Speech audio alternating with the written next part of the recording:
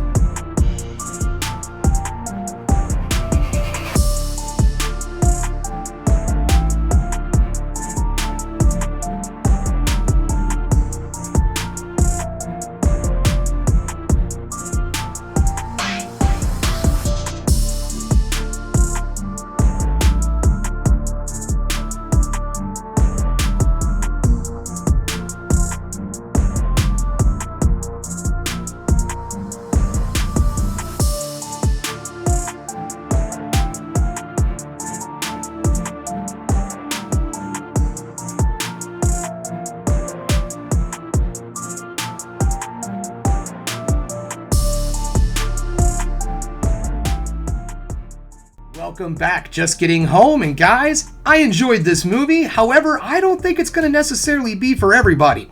So let's get this started, shall we? We're going to get things started with negatives, then move into the positives to end the video on the ever so important high note. Now, the first thing I'm going to address, of course, is the lack of dialogue. There are no actual words that anyone can understand spoken in this film. There are moments where they put some stuff up on the screen, but it's mostly like scripture and things like that that kind of give you a hint of what to expect next in the film. But it's not like a silent film where it tells you a little bit of a story and then it goes into showing you things on the screen and gives you a little bit of story and so on and so forth. The entire story is told through just the actions and things that are happening on the screen. This movie moves along at a pretty fast pace too, so you really got to pay attention to what's going on. And if you're somebody who just kind of passively watches movies, you like to listen a lot, well, this is not a movie that you're going to be able to just listen to. It's like going to see a movie that's subtitled, but there's no subtitles, and you have to figure out what everybody's talking about and doing by just watching their facial expressions and so on and so forth in body language. Which, let me tell you, the actors do an excellent job emoting that and getting the emotions across correctly.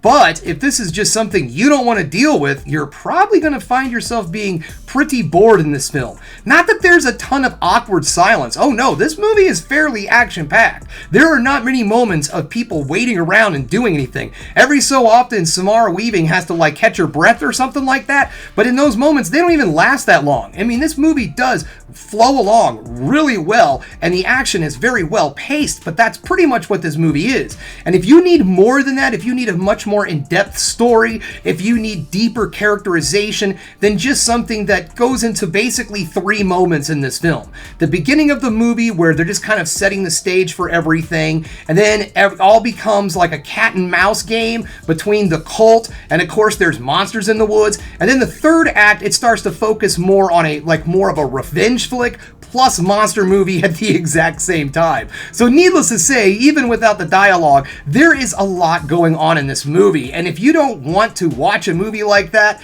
this is probably not going to be your cup of tea. Plus, this film is brutally violent. And I'm talking about in the realistic level of violence. Like, this is what it probably does look like if someone is to have their head completely torn off, or if someone gets a bite taken out of their neck. It's very realistic, it's very in your face, and it's fairly non-stop throughout the movie. There's not a lot of moments in this film where there's not something bloody going on the screen. So again, if you're someone with a weak stomach and you don't like seeing a lot of the blood and the guts, this may, again, not necessarily be the film for you.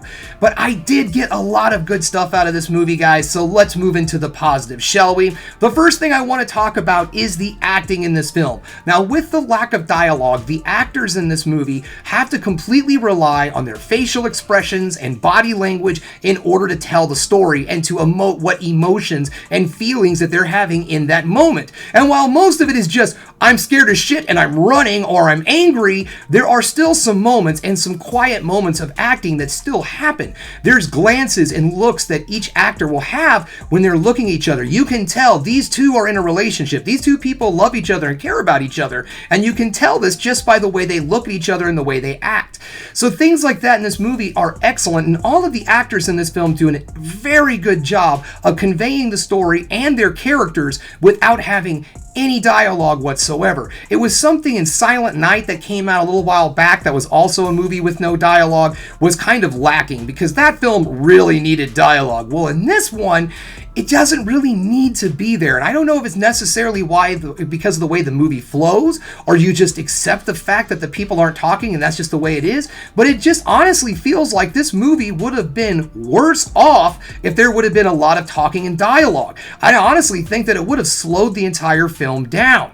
The pacing in this movie is outstanding. As I said, there aren't a lot of slow moments in this movie. There's just what I like to call some catch your breath moments where our hero just has to sit down for a second, take a couple of deep breaths, and just kind of reflect and think about what the hell is going on around them.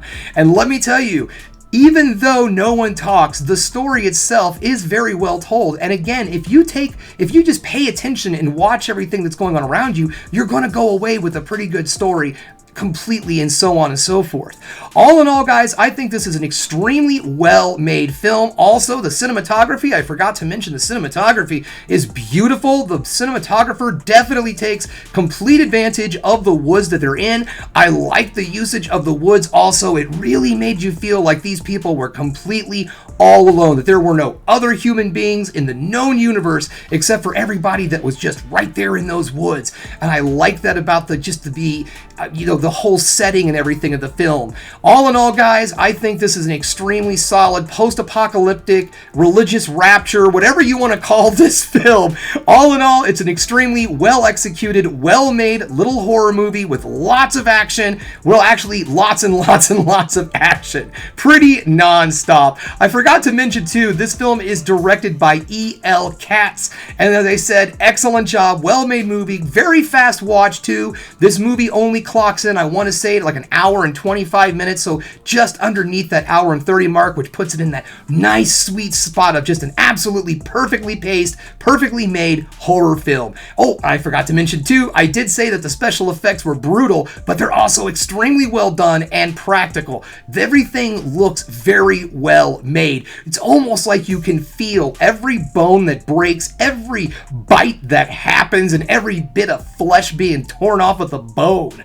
So So if this sounds like something you're interested in, guys, I highly recommend checking this movie out when it comes out in theaters this weekend. It is definitely a good film to watch if you're a fan of the genre. Well, alright guys, that's all I have for you today. Thanks again for checking out the Film Geek. If you liked what you saw here today, go ahead and subscribe to the channel, ring that bell for notifications, and give me the old thumbs up so I know you like what you're seeing.